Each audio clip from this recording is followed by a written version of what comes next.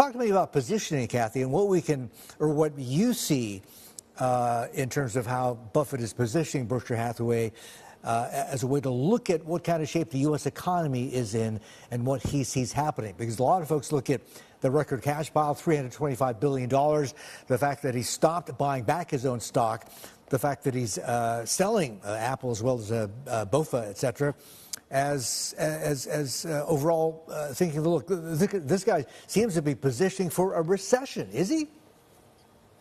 Well, I mean, I think you can sort of take the glass is half full, glass is half empty, and you could probably come up with a viable argument for each side.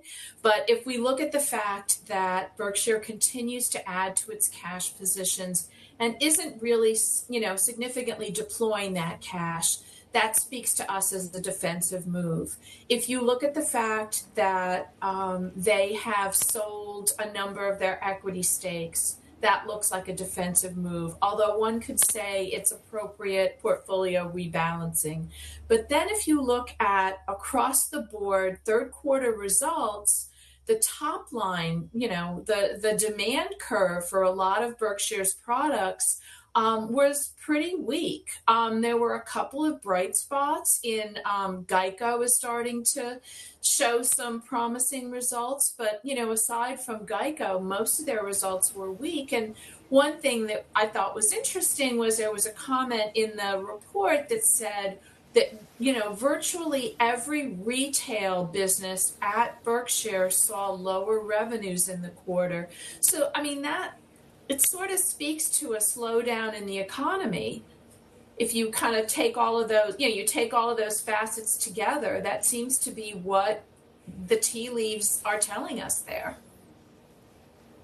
Cathy, was there anything in these numbers or the selling of 100 million more Apple shares in the third quarter after halving the investment in the previous quarter that was perhaps tied up to the post-Charlie Munger era? And what do we know about Greg Abel? And we know that the succession plan is now enshrined, but what do we know about strategic direction at Berkshire under Greg?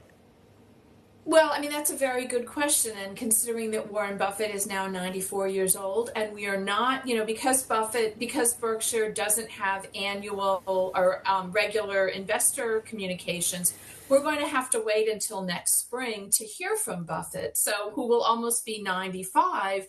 So I assume that most investors are thinking about a post-Buffett environment. And my sense is that there is probably going to be some pressure on Greg Abel going forward, perhaps taking a look at the very decentralized management model at Berkshire, the numerous number of subsidiaries, perhaps consolidating some of those may make sense, and consolidating some of the power, around a fewer number of people. It's a very far-flung organization.